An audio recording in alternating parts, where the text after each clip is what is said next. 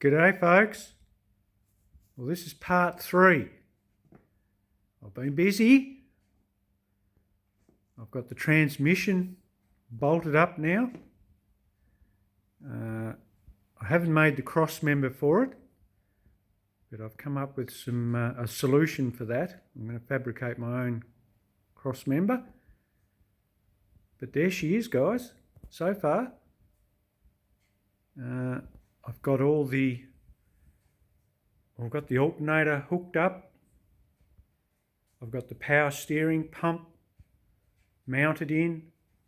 The lines run. I've done a lot of little touch-up painting jobs as I've gone along because I wanted to make it look nice. The engine bay's come up really nice. You can see there. That's how the charge pipe's going to run. Hang on, I'll get a torch. Charge pipe just sneaks down. It's just made for it, really. Looks a lot cleaner, this setup, than I had on the race car. The blow-off valve reference line for the fuel regulator, I'm going to run it just below, underneath. Just so, and that's how you'll see it. So, looks really good so far. I'm really, really happy with it. I've got the radiator in. I've hooked up I've just mounted my fan. I've got I don't know if you can see it there, down in there, my little thermostat housing, or thermostat. I run it in the bottom of the radiator. Reads a lot better. Fan cycles in and out a lot more. I used to have it mounted at the top, but it was trying to cool the engine, water coming out from the engine, and the thing would stay on for 1 minute to 2 minutes, whereas now it's just cooling the rad. So yeah, that made a big difference. It only comes on for 5-10 seconds, trips out, and that cycles in and out beautifully, mounting it like that. Got my header pipes in. I painted them up. They look really nice. Really, really pleased with that. Got my power steering hooked up. I've painted everything just as I've gone along, so I'm not in a rush. I'm just taking my time. I love the black. The black looks really, really nice at the moment. So everything just seems to pop. Even doing the dipstick in the transmission. Just little things. I'm just taking my time and not rushing it. I've got my transmission cooler in. That was all knocked about. Well, I mounted that had it mounted under the Monaro, and I had it all ducted. It worked well, but it was all dented, the fins, and I just straightened it all out, cleaned it all up, repainted it. I've got my lines all run.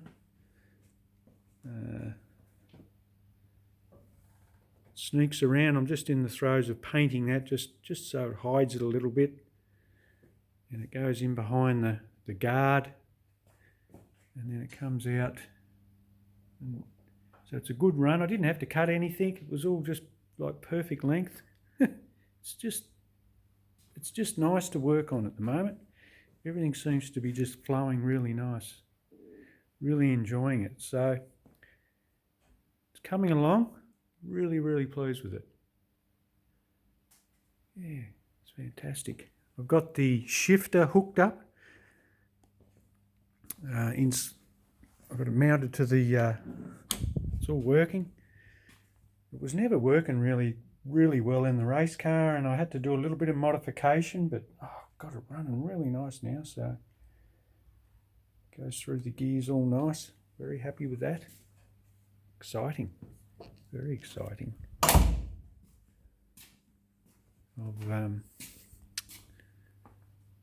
That's the little turbo drain box, so that mounts to underneath the turbo for the oil drain, and I'll spin him around a little bit.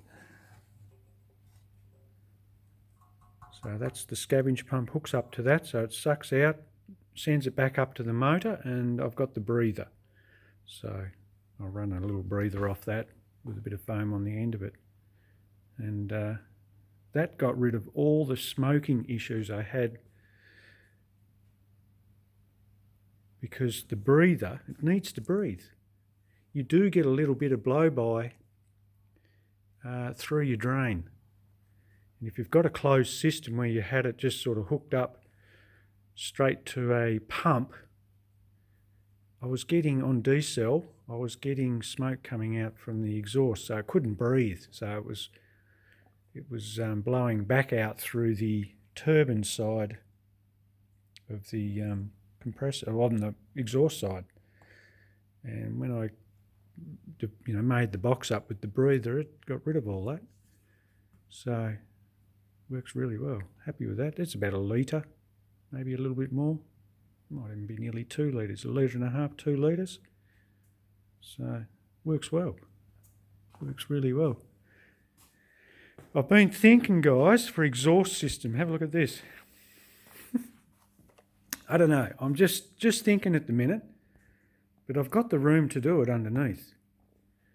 I'm thinking of actually running a side pipe. I've always loved side pipes. My first car, first Holden, was a GDR Tirana, and I had a side pipe on that. And I don't know. I'm just thinking at the minute. I've just got it sitting there. Wouldn't it look cool though? Running a 4-inch side pipe out this side, the driver's side. Yeah, so we'll see if that'll run it out the back. I've got heaps of room to do it, so I thought I'd just sit it there for now and just see what it looks like, if it grows on me. Yeah. I'm going to put a decent muffler on it, so it's not going to be really noisy, but she does throw carrots out.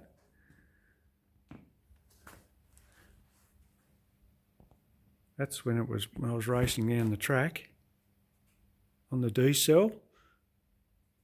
Bit of an overrun, it pulls a bit of fuel through. So I thought, that'd be nice. Imagine that, going up the mountain or coming down the mountain, on the D-cell of a night, flaming out the side. Yeah, so I might run with that for the moment. So yeah, exciting. I'm having a bit of trouble with the diff. Well, I put an inclinator, which an angle finder, underneath, because I want to set the angle up for the diff in the transmission, and it's out about 4 degrees. So I'm up as high as I can go with the tranny. Really can't go any higher. So I've really got I may have to wedge the diff. Where are we? Yeah, just there. So I'm running blocks. Lowering block in it now. And I may have to just wedge the diff, just so the diff just rise it up a little bit, because it's nose down, and it has to come up about 4 degrees. So I'm roughly within 1 degree of the transmission, and at the minute it's going to vibrate, because if I don't, but I can't understand it though, because it never vibrated before, so I don't know. I'm going to mount the transmission at that height anyway, and I could test it, and if it does vibrate, well, at least I could lift the diff 3 or 4 degrees and get it in sync with the front of it. It's funny because I had a terrible go with the race car, or the Monaro. That was out about the same, and it vibrated really, really bad. And it wasn't until I made those adjustable top arms in it, because it had a triangulated suspension in it, and lifted it up around or got it within a degree and got rid of the vibration. So yeah, I don't know if this one will do it or not. So, but anyway, at least I'm aware of it and I can correct it if I need to. Yeah, well there you go guys, we're up to this stage now. So the next sort of plan is, once I get that transmission mounted in, I'm going to start playing around with the turbo itself and start mounting that up. Now I've come to the conclusion that, I'll go back around and show you. I've got two options. I can leave that the way it is now without touching it, but the only problem is it's going to, it's actually going to hit underneath on the tray. If I cut it and shorten it up, which I really need to take about 2 inches out of it, I can get away without actually cutting any hole in the tray, so the top of it will clear.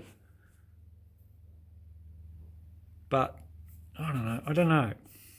I mean, once I start, yeah, I'm thinking of actually just, because I need to run an air cleaner.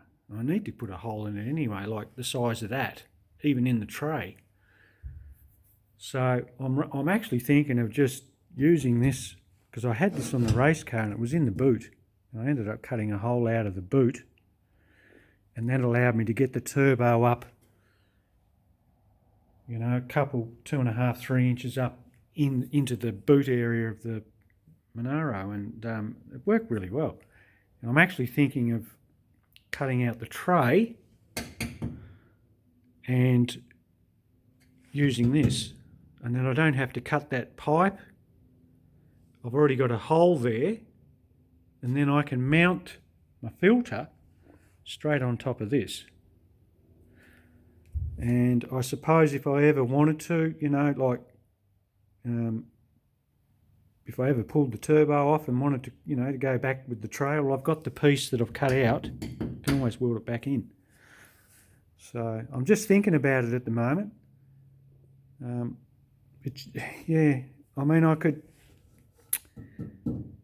you know, I could screw this down and then I could always pull this off and service the turbo. So if I, you know, it'd be just an easier way of working on it, or just accessing it if I ever needed to. So I don't know, I'm just sort of thinking about it at the minute. But if I cut this, it's, I mean, I could do it. It's, you know, it's not that big a deal. But I don't know. I just feel that it'd be nice to get it up a little bit higher, clear it up underneath, because I've got the turbo drain box, remember, coming down, and that's going to hang, I know it hangs about here. So I don't sort of want it, I don't want it any lower than sort of this part here. So I can keep it up fairly high. Yeah, and that's all, you know, it's all done, that, it's ready. So I'm sort of leaning towards just cutting this floor out and mounting this in and going from there. So yes, I think I may do that. I've got my fuel cell going in that corner. I'm going to actually Raptor-line all this. So I'm going to do the fuel tank. I'll do this as well. So the whole lot will be all blackened out with a Raptor lining, which will look quite nice. Yeah, so that's the plan there. Exciting. All right, guys, well, it's just a quick one to let you know how I'm going along, you know, how I'm sort of heading along or chipping along with it all. No, it's good. I'm really pleased with it. It's a lovely ute. I actually started doing a little bit of buffing on it. I'm using this stuff here. Juice, cut. Panel beater, local panel beater was using it, and I actually borrowed a little he gave me a little bit of stuff there one time to try, and ended up getting another container of it. It's bloody awesome stuff. And I did this. Yeah, look at it there. You can see it. It's awesome. It's come up really nice. So I've done around the nose cone. So I'm just working on it. I'm going to do the whole car just in time. She's looking sweet. It's going to go well. It's going to go real well. Yeah. These things only weigh. They reckon they vary from 1,370 kilograms to 1,500. Like if you've got the 6-cylinder versus the V8 and air conditioning, no air conditioning and whatever. But that's what they range from, 1,370 kilo to 1,500 kilo. Well, the Monaro, when I was racing it, that was 1,350. So I'm guessing this thing here shouldn't be any more than around 1,500 kilo. So I'm not running the original seats in it, or just the factory seats that sort of came with it. Putting in the race seats. It's got the alloy heads, alloy rad. Yeah, I've got a turbo, but that might offset a few other little bits and pieces. But yeah, I don't think it'll be any more than 1,500 kilos, so it's not over heavy. I was actually really surprised when I sort of did a bit of research on it. I thought it would be a bit heavier than that. So yeah, it's going to be quite lively when she goes. Interesting. All right, guys. Well, take care. I'll catch you on the next one.